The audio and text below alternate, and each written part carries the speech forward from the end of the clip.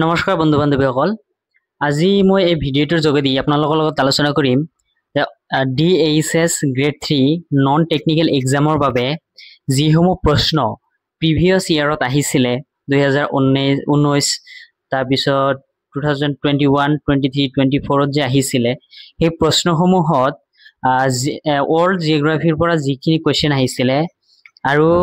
সেই কুৱেশ্যনসমূহ কেনেকুৱা ধৰণৰ টপিকৰ পৰা আহিছিলে গোটেইখিনি মই আলোচনা কৰিম এটা এটাকে আজি এই ভিডিঅ'টোৰ জৰিয়তে মই আপোনালোকৰ লগত আলোচনা কৰিম যে আন্তৰ্জাতিক সীমা বা ইণ্টাৰনেশ্যনেল বৰ্ডাৰৰ বিষয়ে আৰু ইয়াৰ বিষয়ে বিভিন্ন সময়ত বিভিন্ন ধৰণৰ কুৱেশ্যন অহা দেখা যায় যেনেবা এটা কুৱেশ্যন আছিলে যে মেকমোহন লাইন ক'ত অৱস্থিত বা মেকমোহন লাইনে কোনখন দেশক ভাগ কৰিছে তাৰপিছত পৰ্ক ষ্ট্ৰেইটে কোন দেশক ভাগ কৰিছে এনেকুৱা ধৰণৰ বহু কুৱেশ্যন আহিছিলে মই গোটেইবোৰ এটা এটাকে আপোনালোকৰ লগত আলোচনা কৰিম আপোনালোকে মোৰ ভিডিঅ'টো চাই থাকিব ইয়াতে ফাৰ্ষ্ট যদি আমি চাবলৈ যাওঁ ইণ্টাৰনেশ্যনেল বাউণ্ডাৰীৰ ভিতৰত ফাৰ্ষ্ট যেটো আহে ইয়াতে দিয়া আছে যে ৰেড ক্লিফ লাইন বা ৰেড ক্লিফ ৰেখা এইটো ইয়াতে মই লিখিছো ইয়াতে চাব পাৰিছে যে the red cliff line was formally published on August 17 1947 এই ৰেড ক্লিফ লাইনটো 17 আগষ্ট 1947 চনত পাব্লিছ কৰিছিলে and it divides India and Pakistan which included what is now Bangladesh এই ৰেড ক্লিফ লাইনে পাকিস্তান আৰু ভাৰতক ভাগ কৰিছিলে আৰু বৰ্তমান বাংলাদেশৰ সীমাটো ৰেড ক্লিফ লাইন বুলিয়ে জনা যায় ভাৰত বিভাজনৰ পিছত তেতিয়াৰ চেয়াৰমেন ছাৰ কেৰেল ৰেড ক্লিফৰ নামেৰে ভাৰত পাকিস্তানৰ সীমাৰেখা নামকৰণ কৰা হয় তাৰপিছত দিয়া আছে ইয়াতে দ্য হিণ্ডেনবাৰ্গ লাইন এইটো মই কাটি দিছো ইয়াতে ফাৰ্ষ্টত আছিলে যে জাৰ্মানী আৰু পোলেণ্ডৰ কিছুমান স্থানত ভাগ কৰিছিলে কিন্তু পিছত জাৰ্মানী আৰু পোলেণ্ডৰ যেটো বৰ্ডাৰ তাক ইয়াতে দিয়া আছে আপোনালোকে 7 নম্বৰত চাব পাৰিছে যে দা অৰ্ডাৰ নেছে লাইন বুলি জনা যায় ইয়াতে আমি 3 নম্বৰত চাব পাৰিছো যে দা ডুৰান লাইনে ভাগ কৰিছে পাকিস্তান আৰু আফগানিস্তানক আৰু এটো এস্টাবলিশড হৈছিলে 1893 তাৰ পিছতো 4 নম্বৰত দিয়া আছে এমসি মোহন মানে মেকমোহন লাইন এটো ইন্ডিয়া আৰু চাইনাক ভাগ কৰিছে তাৰ পিছত দিয়া আছে যে মেন্নাৰহেইম লাইন এটো বিটুইন ৰাছিয়া এণ্ড ফিনলেণ্ডৰ মাজত আছে ৰাছিয়া আৰু ফিনলেণ্ডৰ সীমাৰেখাক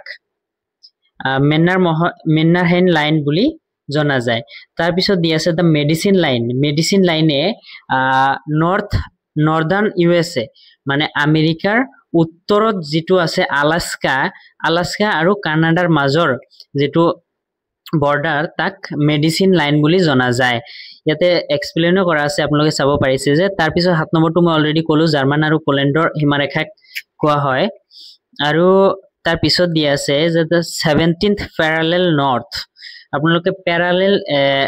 নৰ্থ বুলি ক'লে এটা কথা গম পাব লাগিব যে ইকুৱেটৰ যেটো আছে বিষুৱ ৰেখাৰ পৰা উত্তৰত আছে এইকাৰণে 17 প্যাৰালেল নৰ্থ বুলি জনা যায় আৰু এই বৰ্ডাৰ লাইনটোৱে সাউথ ভিয়েটনাম আৰু নৰ্থ ভিয়েটনামক পৃথক কৰে তাৰ পিছত দিয়া আছে যে 20th প্যাৰালেল নৰ্থ এটো সুদান আৰু লিবিয়াৰ মাজত আছে তাৰ পিছত ইয়াতে চাব পাৰিছে যে this line latitude to located at 20 degrees north from the equator এটো বিষুৱ ৰেখাৰ পৰা 20 ডিগ্ৰী উত্তৰত আছে এই 20th প্যাৰালেল লাইনটো তাৰ পিছত দিয়া আছে যে 31st প্যাৰালেল এটো আপোনালোকে অলপ ভালকে পঢ়িব এই লাইনটোৱে বহুকেইটা দেশৰ সীমাৰেখা সংলগ্ন কৰে আৰু ইয়াতে বিশেষকৈ ইৰাক আৰু ইৰাণ তাৰ পিছত মিছিছিপি আৰু লুইজিয়ানা তাৰ পিছত আলাবামা আৰু ফ্লৰিডা তাৰ পিছত দিয়া আছে যে আমেৰিকা আৰু স্পেইনৰ ভূখণ্ডৰ মাজৰ সীমা প্ৰতিষ্ঠা কৰে আৰু ইয়াৰ পিছত দিয়া আছে দা 35th প্যাৰালেল এটো 35th প্যাৰালেলে নৰ্থ কেৰলিনা আৰু জৰ্জিয়া তাৰপিছত টেনেসি আৰু জৰ্জিয়া আলাবামা আৰু মিছিছিপি এইকেইটা দেশৰ হিমাৰেখা ভাগ কৰে তাৰপিছত দিয়া আছে যে 36th প্যাৰালেলে ইয়াতে দিয়া আছে যে মিসৌৰি এণ্ড আৰকানসাছ